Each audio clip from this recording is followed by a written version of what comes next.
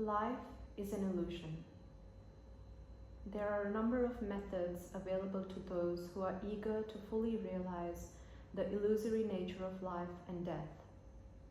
In fact, the sole aim of all the Buddha's teachings is to realize that each and every samsaric phenomena is an illusion.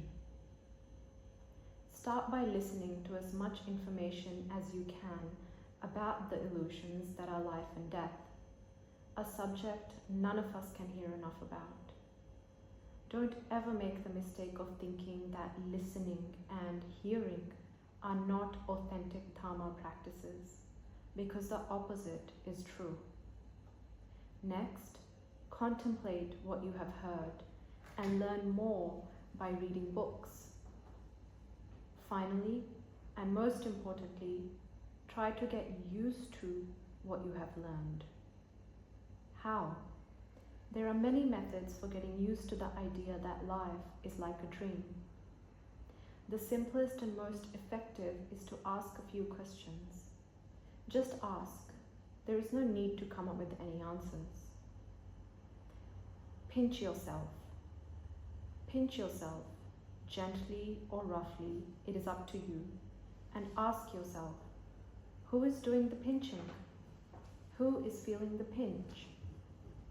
Just know and watch your thoughts. At this very moment, you must be thinking something.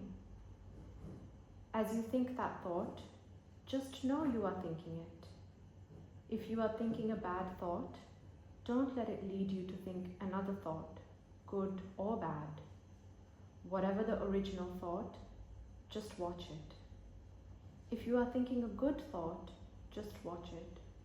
If you are thinking about your car keys, just know that you are thinking about your car keys. As you think about your car keys, if you suddenly fancy a cup of tea, just know that you are thinking about a cup of tea, and don't try to finish off the thought about your car keys. If you feel overwhelmed by your fear of death, just look at it. Don't think about what you think you should be doing or how you think you should be doing it. These few exercises will, at the very least, help you understand that a large part of your outer and inner world is nothing but assumption and projection. Relax your expectations. If you have neither the time nor the inclination to become acquainted with the view that samsara is an illusion, try, while you are still alive and healthy, not to get too attached to your plans, hopes, or expectations. At the very least, prepare yourself for the possibility that nothing will work out. Everything good in your life could, in the blink of an eye, turn bad. Everything you value could suddenly become worthless. Imagine that your best friend moves to the other side of the country.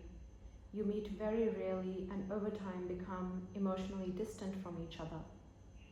One day he writes something on social media that offends you deeply, and suddenly he is your worst enemy. Life is full of this kind of reality check.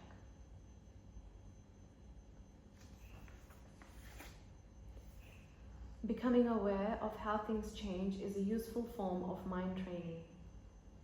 Letting go of all your attachment to planning, scheduling, and expectation will reduce your fear of death considerably.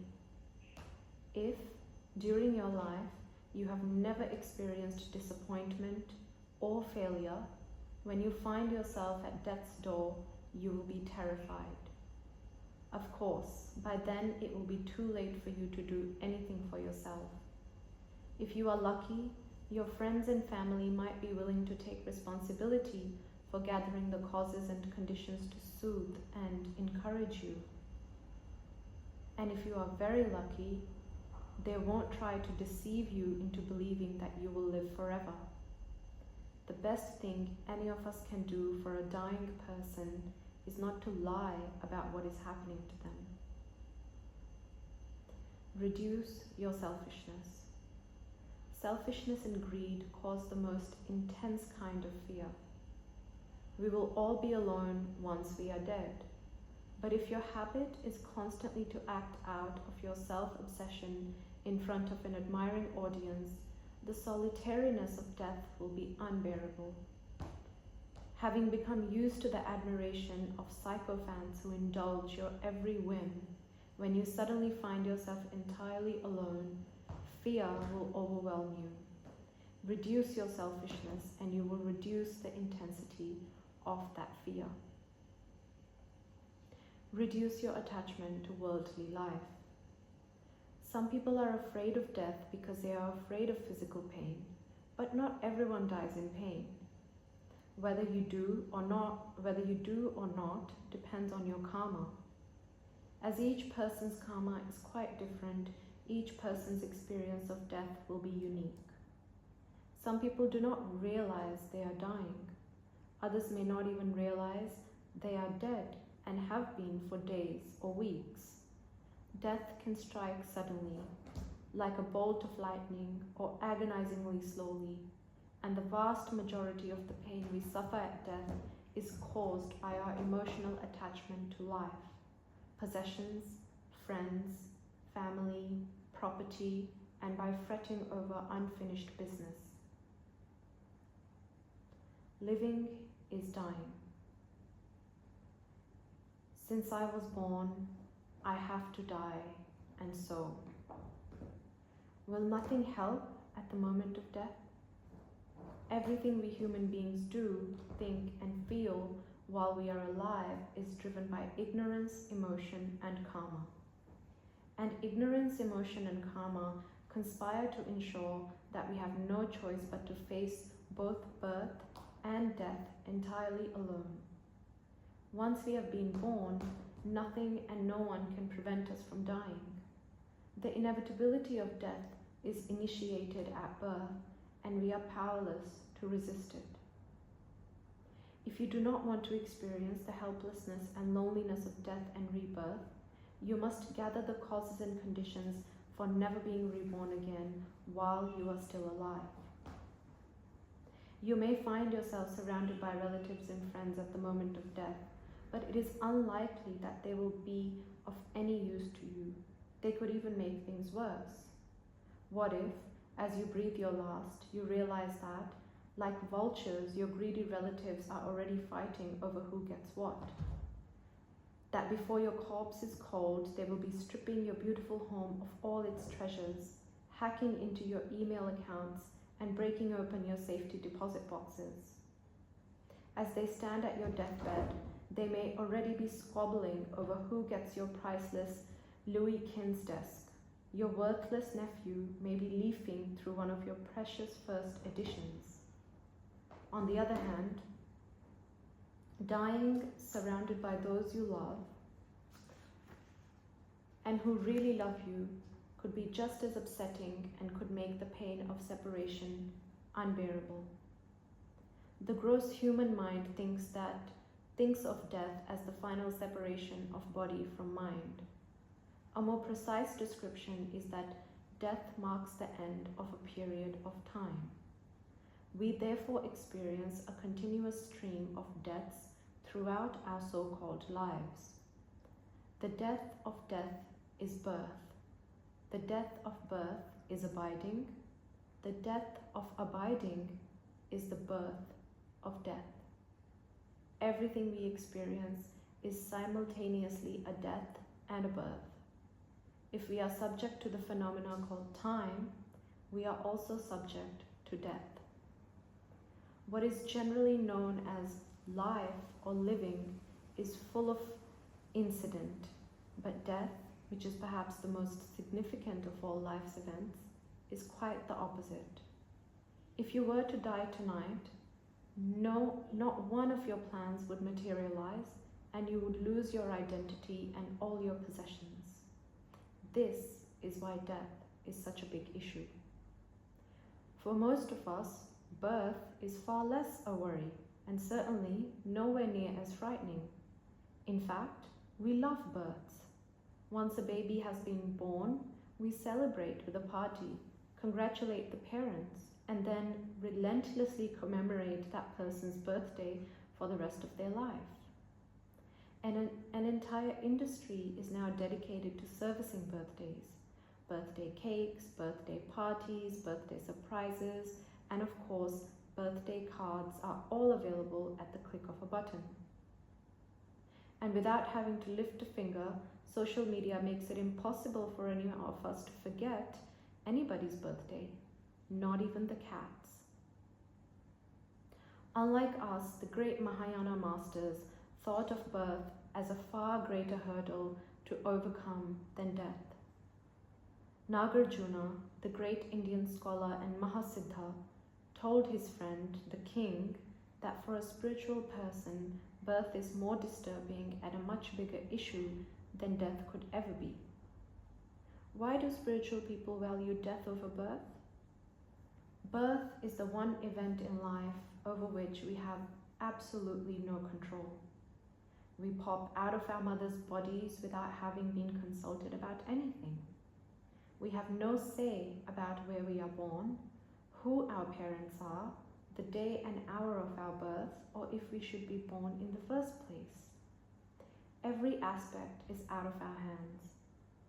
At no stage in our lives is the knowledge that we have been born of any use whatsoever, whereas the knowledge that death is inevitable continually urges us to appreciate what we have right now.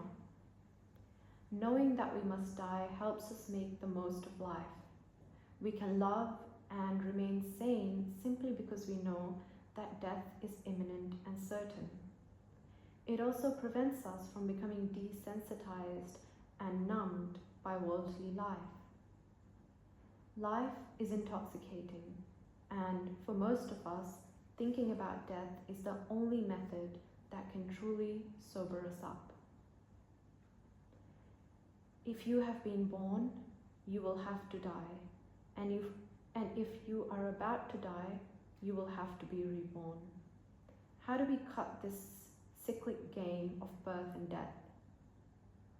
By realizing a state of awakening. Once you have been awakened or enlightened, you will no longer gather the causes and conditions that result in death and rebirth.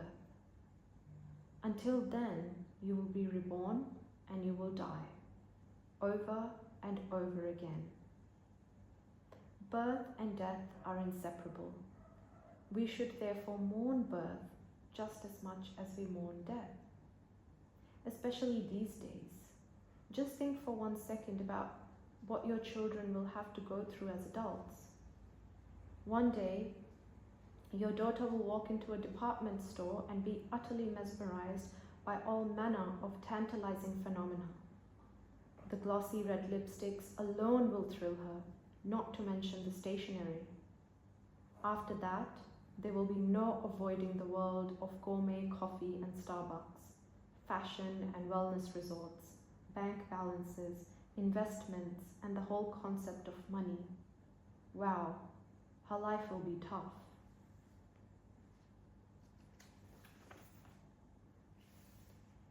Is there an upside to death? Facing death helps us appreciate what it is to be alive, although hardly anyone thinks like that these days. Most modern people live blindly, completely ignoring the inevitability and unpredictability of death. According to Buddha Dharma, death teaches us one extremely positive truth, that the nature of each and every sentient being's mind is the Buddha. In other words, the nature of my mind and the nature of your mind is the Buddha. Buddha nature is not some exotic New Age theory or occult phenomenon. It is because you have Buddha nature that no matter what you do or where you are, the essence of your mind is the Buddha. Feel the texture of the book or device you are holding. Listen to what is going on around you. Feel the softness of the cushion under your buttocks or the weight of your body on the soles of your feet.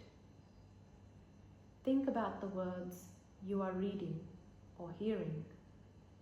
The essence of your mind is the Buddha. The mind that does everything I have just mentioned is the Buddha. Not only is your own very ordinary mind the Buddha, the ordinary mind of every sentient being that is aware, reads, sees, hears, tastes, and so on is also the Buddha. Think of a glass of muddy water. Even though the water itself is pure and clear, when stirred it mixes with the mud, and what we see is muddy water. In the same way, our basic lack of mindfulness and awareness stirs up all manner of thoughts and emotions that then mingle with and muddy our pure, clear mind.